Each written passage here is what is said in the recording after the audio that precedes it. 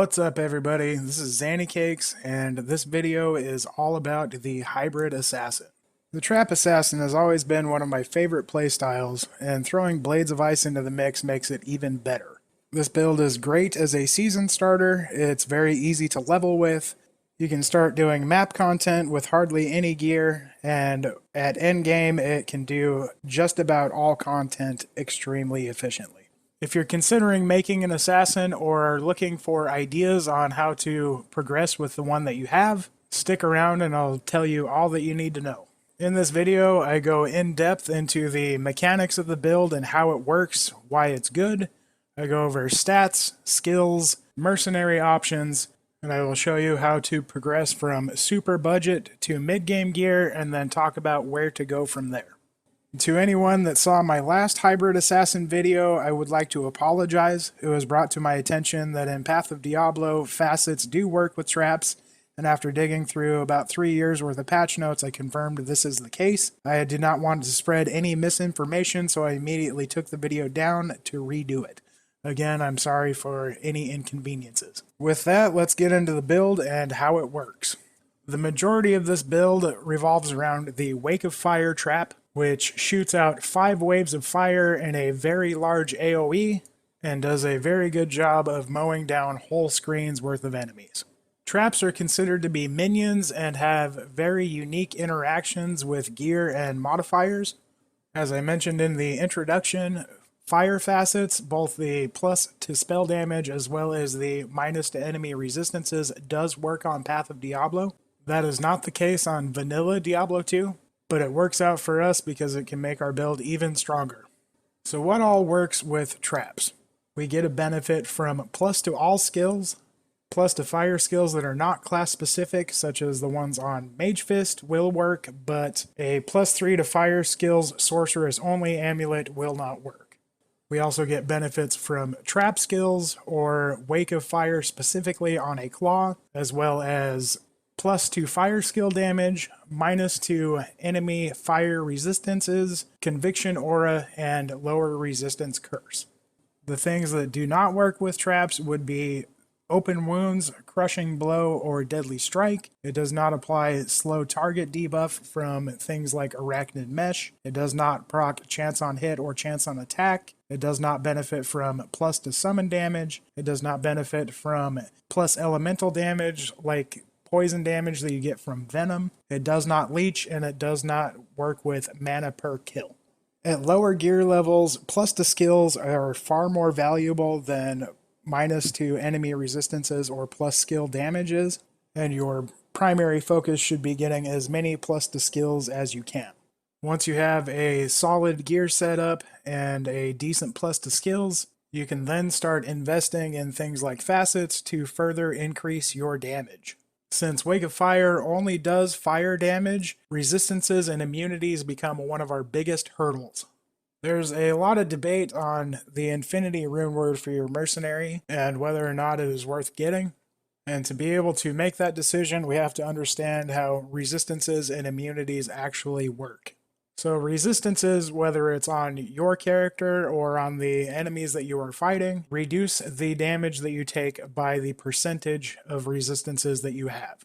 So if your Wake of Fire does 1000 fire damage against an enemy that has 50 to fire resistance, it will only do 500 damage. If the enemy has 95 to fire resistance, it will only do 50 damage. Enemy monsters with 100 or more fire resistance will be fire immune, and that immunity can only be broken by conviction or the lower resist curse. The conviction aura from Infinity gives us -85 to enemy resistances. This means that if the monster you are fighting has 85 fire resistance, it will go down to 0, and the monster will then take full fire damage. However, things work slightly differently against monsters that are immune. Minus to enemy resistances only functions at 1/5 of its normal capacity against immune mobs.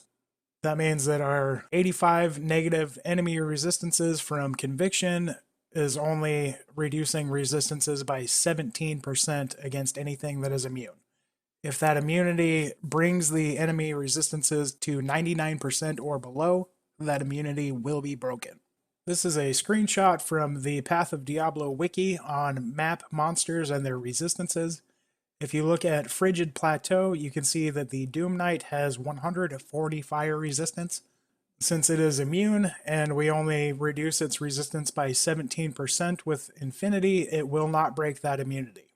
However, the Horror Archer has 66 to fire resistance. Your Infinity would reduce its resistance to 0, meaning that it will take full damage instead of 1/3 of your damage. So while Infinity will not break the immunity in Frigid Plateau, it will increase your damage against just about everything else in the map by 25 to 66%. If you look at the Dim Cellar section, you will see that Soul Killers have 105 fire resist, so with minus 17 they go down to 88 fire resistance. At that point their immunity is broken and they can take fire damage again. This is the point where having minus to enemy resistances on your gear becomes extremely valuable. Since they have 88 to fire resistances left over, they will only take 120 damage out of the 1,000 that you do. So if you get minus 10 to enemy resistances, it will go down to 78, and then they will take 220 damage out of the 1,000 that you do, which effectively doubles the damage that you do against those monsters. The reason why Infinity works so well at breaking lightning immunes, as you can see, almost everything that is a lightning immune has exactly 100 resistances. So level 1 Conviction Aura or level 1 Lower Resist Curse will break those immunities. Fire and cold immunes tend to have a much higher resistance, usually at 120 or above.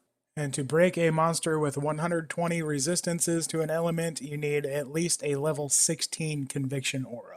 Since Infinity does not break many fire immunes, we have to come up with some other way to deal with them. Two of the runner-up options would be Blade Throw or Blade Fury. Although if you do go with Blade Throw, do note that it does count as a trap and counts towards your maximum of 5 active traps on the field at one point in time. So if you have 5 Wake of Fire traps out and then start spamming Blade Throw, it will make all of your fire traps disappear.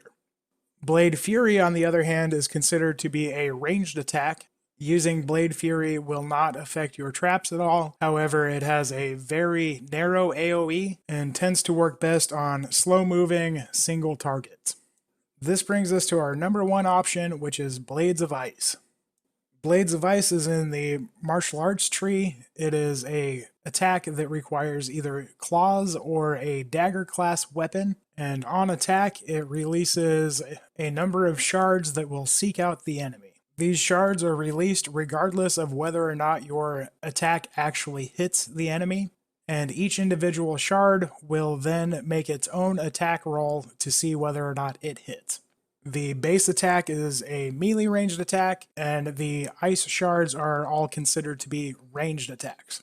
The skill Blades of Ice itself does 50% weapon damage and then adds cold damage, as well as it converts 80% of the physical damage that you do into cold damage.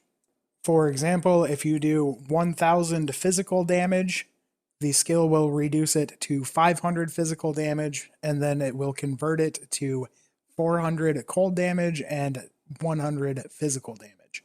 Since Blades of Ice is considered to be a physical attack, it is benefited by Deadly Strike, Crushing Blow, Open Wounds, bonus elemental damage like you get from Venom, chance on hit or chance on attack procs, slows target debuffs, leech, mana per kill, plus to skill damage, and minus to enemy resistances. Blades of Ice scales extremely well with Deadly Strike or any percent enhanced damage modifiers, such as Might Aura or the enhanced damage on Phoenix.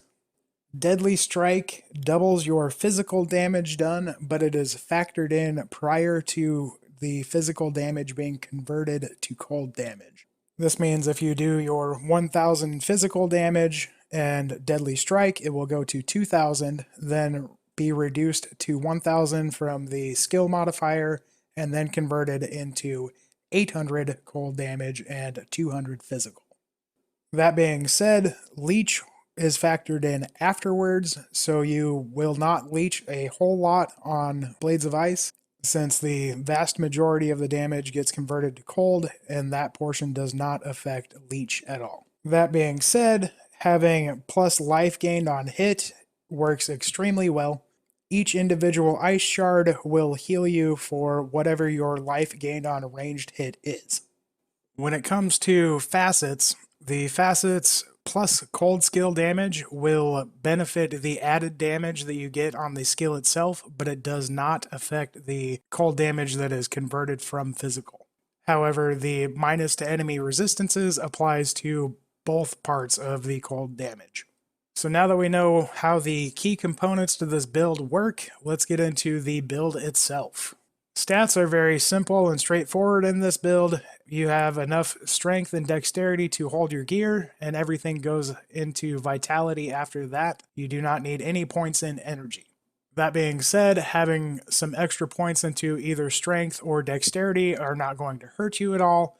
The strength will increase your weapon damage, so it benefits Blades of Ice, and the dexterity will increase your attack rating. As far as the talent points go, you need to max out Fire Blast, max out Wake of Fire, and max out Wake of Inferno in the Trap tree. In the Shadow Mastery tree, you get Claw Mastery, Weapon Block, Burst of Speed, Fade, and Venom. In the Martial Arts tree, we get 1 point into Dual Strike, 1 point into Fists of Ice, and 1 point into Blades of Ice. These are the core talent points needed for the build. You will have 42 points left over after the core talent points, and there are several good options on how to best utilize those points. My personal recommendation would be to get 1 point into Blade Throw, 1 point into Blade Fury, and then enough points into Blade Shield for it to be level 39 or level 52 with your gear. Blade Shield gets an extra blade every 13 levels, so 39 and 52 are the breakpoints that you get an extra blade.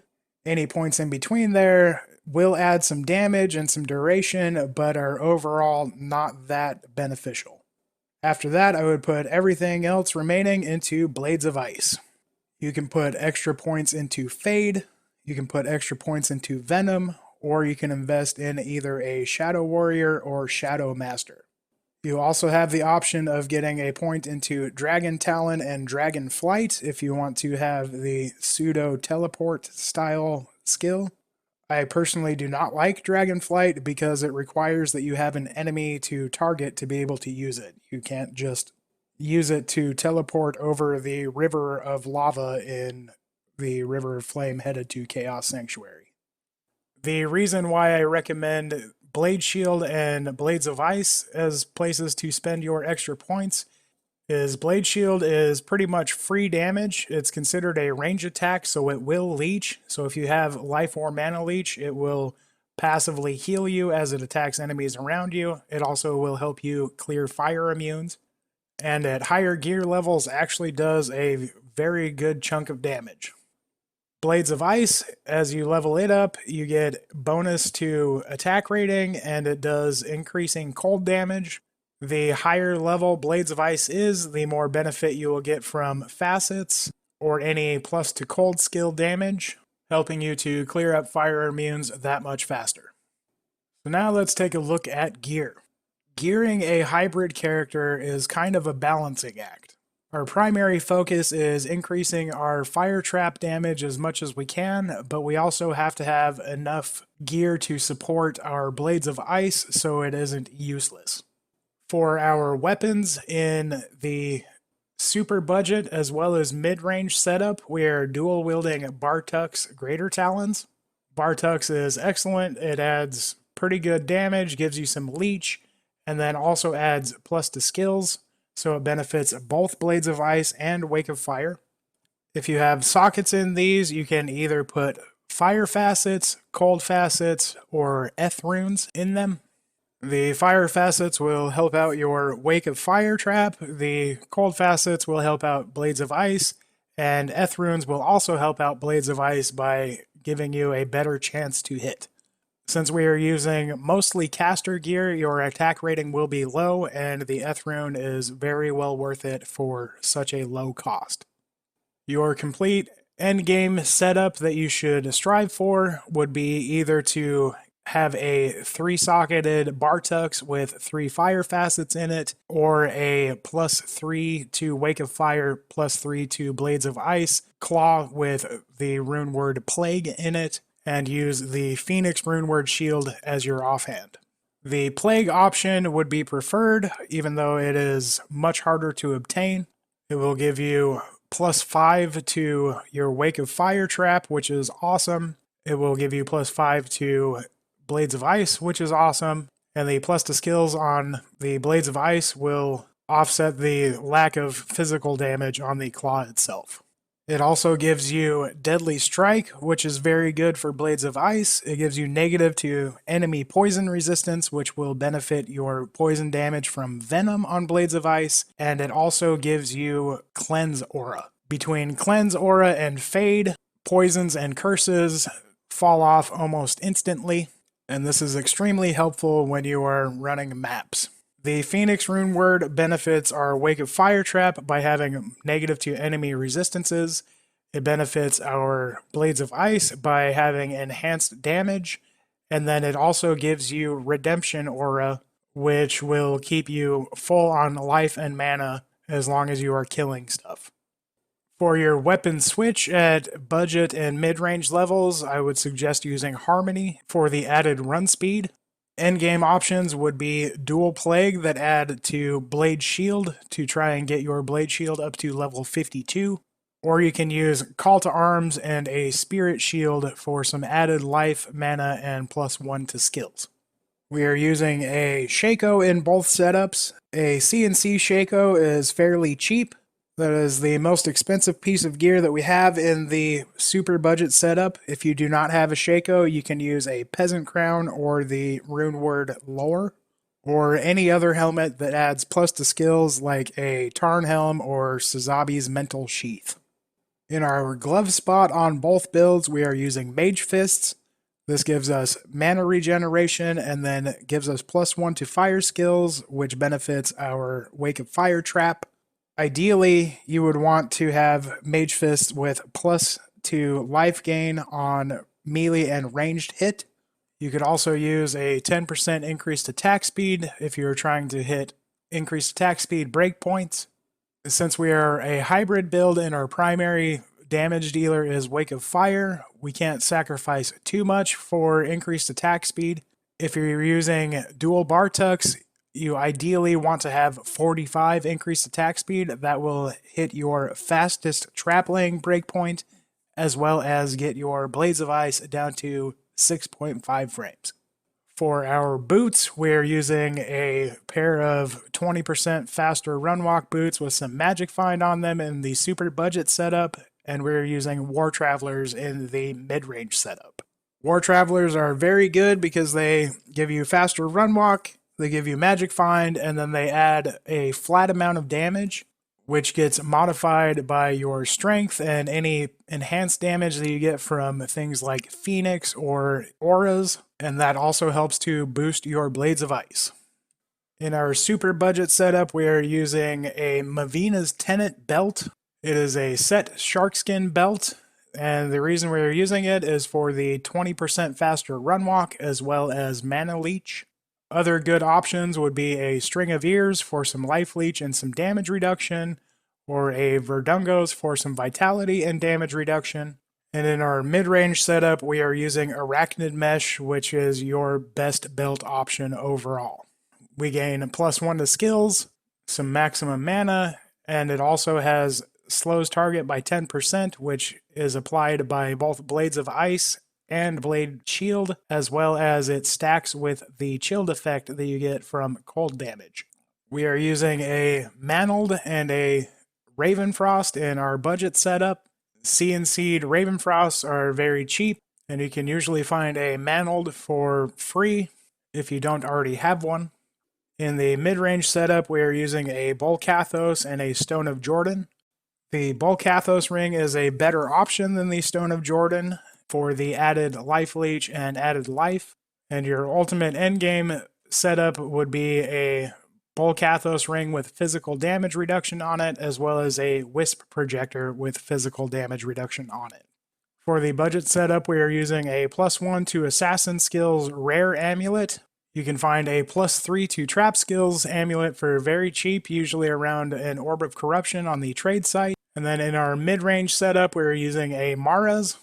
The added resistances and stats are nice, but the best amulet that you could hope for would be a +3 to trap skills with 80 or more life on it, and a +1 to all skills corruption. Other good options would be a +2 to assassin skills crafted amulet with life and mana leech, resistances, or stats, or a +1 to skills corruption on a High Lord's Wrath. This brings us to my favorite piece of gear in the entire build. It is our super budget MVP and will last you for a very long time, and that is Treachery Rune Word Body Armor. Everybody knows Treachery, it's very common, and it is mostly used on mercenaries. Hardly any people actually use it on their characters themselves. However, it gives you +2 to skills, gives you a chance to proc Fade and a chance to proc Venom. If you really want to, you can actually save the point that you put into Fade and Venom and just rely on your Treachery to proc it for you. You do have to get hit to proc the Fade, but the Venom will proc almost instantaneously as soon as you start using Blades of Ice. Treachery also gives us 45% increased attack speed, which hits your fastest breakpoint for laying traps and gets your Blades of Ice to a very good increased attack speed breakpoint. Your upgrade option from Treachery would be Enigma. It gives a whole lot of strength, gives you magic find, damage reduction, +2 to skills, life on kill, and 45% faster run walk. Chains of Honor is also a good option. With Chains of Honor, you can use Burst of Speed, but the Enigma and Fade setup is a much better choice. As far as our charm setups go, in the super budget build, we have a hodgepodge of charms that we found while leveling that add to life, resistances, or magic find. And this is one of the areas that we invested the most in while getting to our mid-range setup. On the mid-range setup, we have a Torch, Annihilus, Geeds, and 8 Trap Skill Grand Charms, and then +2 life and resistances small charms, as well as some magic find small charms. As far as our mercenary goes, you want to use an Act 2 mercenary with the Blessed Aim aura, which is Act 2 offensive, that you want to hire in normal difficulty. Starting out, you can use a Talrash's Helm, Treachery Armor, and an Insight Rune Word. Your ideal endgame mercenary will be the same Act 2 Blessed Aim mercenary with a Infinity Thresher or Giant Thresher, a 2 open socket Steel Shade with a 15 increased attack speed plus Splash Jewel, as well as a second 15 increased attack speed jewel, and a 4-socketed Shaft Stop with 2 increased attack speed jewels, a Bear Rune, and a Cham Rune. The Infinity will increase your damage against anything that is not immune with both Wake of Fire and Blades of Ice, as well as it has a hefty chunk to minus enemy defense, which will make your Blades of Ice hit that much more often. With the Thresher and 75% increased attack speed, we hit 4.5 frame attack speed on your mercenary, which will make his Steel Shade heal him very reliably. And with the Shaft Stop, we get 38% damage reduction with the Bear Rune in it, cannot be frozen with the Cham Rune in it, and then a good chunk of plus to life. So now that we know about the build and how it works, as well as how to progress from super budget gear through the end game, what is the best places to farm? With your budget gear setup, the best place to farm would be cows. If this character is a season starter for you and you have no gear whatsoever, you just look for anything that adds plus to skills and farm cows. With this build, cows is the only place that I use Burst of Speed. For all other content, I use Fade. The entire idea behind farming cows with this is you put Burst of Speed on, lay your traps, and then run around in circles not getting hit. The pits are also a very good area to run, and the Arcane Sanctuary is a fairly good option as well. I would not recommend running Chaos Sanctuary with lower gear levels, as there are a lot of fire immunes, and at lower gear levels with minimal resistances, things will hurt really bad. As you saw in this video, it is completely possible to start running map content with the super budget gear setup. However, I would recommend waiting until you do have a little bit better gear before you start running maps. Running maps at the lower gear levels tends to be fairly slow as you stay as far away as you can and lay your traps at the edge of the screen so they can kill everything that is in front of you. And then you just clean up any fire immunes with Blades of Ice, your Mercenary, and your Blade Shield, and slowly progress forward. Once you do have some fairly decent gears built up, maps are hands down the best content that you can run. This build is one of the strongest mappers in my opinion, and I would highly recommend this build with mapping as your end goal in mind. My favorite maps to run with this build would be Icy Caverns, Frigid Plateau, Ruined Citadel, and Forgotten Desert. Once you have a strong gear setup, you can farm any of the maps very efficiently. However, those ones are my favorite. I hope this video has given you a better understanding of the Hybrid Assassin and how to progress with it. If you found the video useful, please like and subscribe. Leave me a comment down below. Let me know what your favorite maps are to run on your Hybrid Assassin. And as always, good luck, have fun, and I hope to see you out there.